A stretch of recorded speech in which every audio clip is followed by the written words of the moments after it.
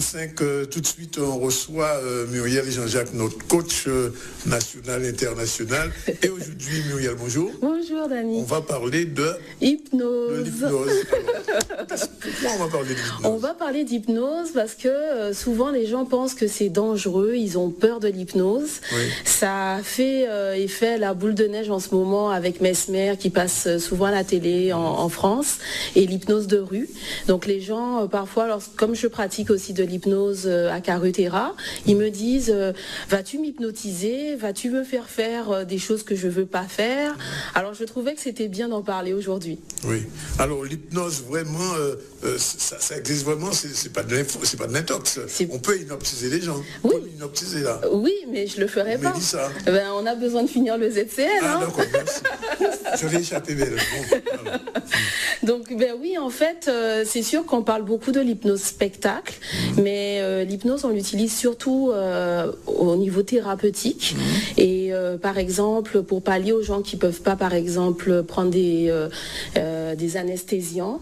Donc on peut faire des chirurgies via hypnose. Carrément. Ouais, des accouchements via hypnose.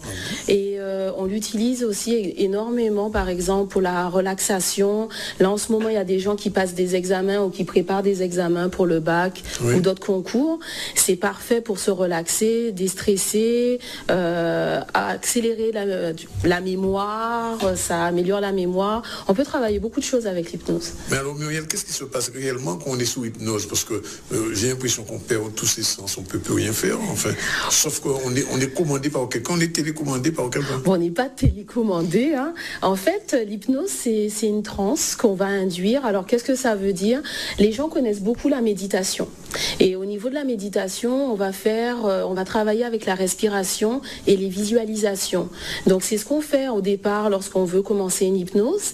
Et puis, par la suite, la différence avec la méditation, ce qui va se passer, c'est que le thérapeute, dans ce cas, ça peut être moi, par exemple, on va faire des suggestions, en fait, thérapeutiques. Donc, l'hypnose va permettre au départ, la première phase, de relaxer le mental et le corps.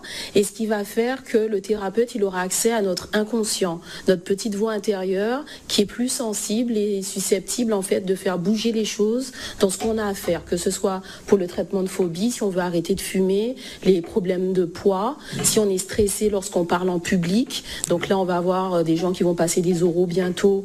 Donc c'est l'occasion de faire ça. Quelqu'un qui va au bac aujourd'hui, si cette personne ne se sent pas trop à l'aise, on peut avec l'hypnose faire diminuer son stress. Exactement. En fait, je travaille beaucoup avec des gens qui passent des concours. Et souvent, ce qu'ils me disent, ah, c'est bizarre, c'était comme si j'étais sur un petit nuage lorsque je passais les examens. Et d'ailleurs, j'ai un événement là le samedi de cette semaine, le 28, où on va travailler sur ça, puis la gestion du temps, la gestion du stress. On va faire des visualisations. Donc, j'invite les gens à venir au centre Carutera pour ça. Alors, à quel moment on se sert de l'hypnose, Muriel? On se sert de l'hypnose, par exemple, lorsqu'on a une phobie, on veut arrêter de fumer, on est stressé, on a un manque de confiance en soi, on veut relaxer. Alors, il y a des moments où je fais juste de la relaxation. Parfois, c'est plus à portée thérapeutique. Donc, je vais faire des suggestions thérapeutiques pour que la personne, elle puisse progresser. Donc, j'utilise ça, par exemple, dans le traitement par rapport au deuil. Donc, on peut travailler aussi sous hypnose parce qu'il y a certaines personnes qui peuvent avoir des douleurs physiques. Même des douleurs physiques? En fait, si j'ai mal au cou, par exemple, à l'épaule, si ça vient en fait d'un problème justement psychologique, en fait, du fait de la tristesse, du deuil, des choses comme ça, on peut travailler ça et ça marche très très très bien. Peut-être une question, Mélissa?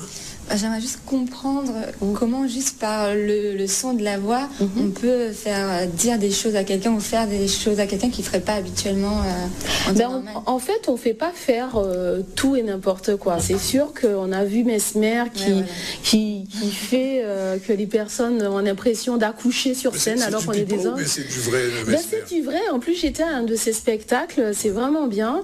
Et en fait, ce qu'il fait, c'est qu'il regarde qui est sensible à l'hypnose avant. Et donc en fait il fait un petit exercice pour voir la sensibilité des gens à l'hypnose et il invite sur le podium que les gens qui sont très sensibles à l'hypnose.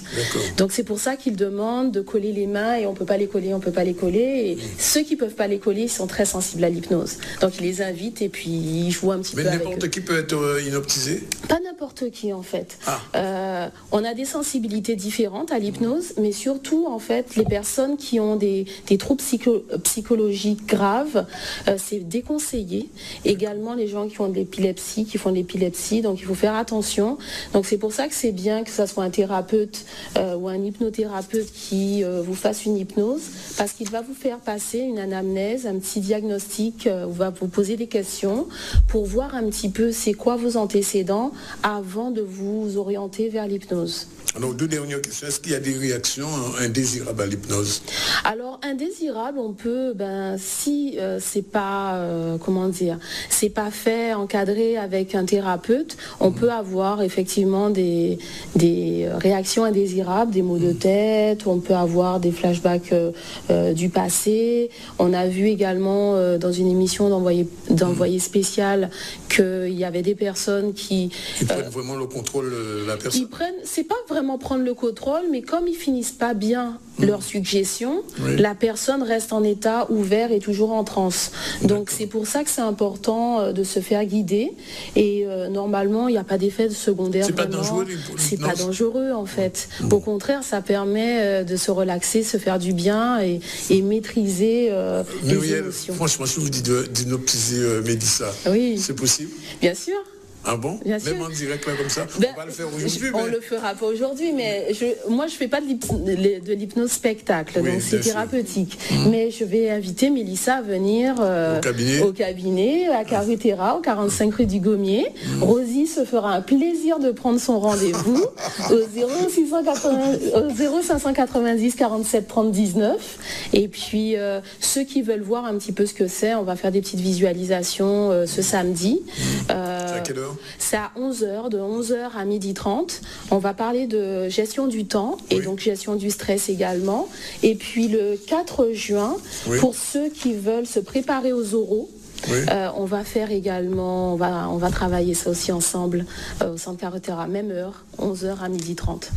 Merci Muriel. Un dernier mot, numéro de téléphone si on veut vous joindre. On peut appeler Rosie au 0590 47 30 19. Mélissa a noté et seulement il est 13h53 et Mélissa va continuer le journal.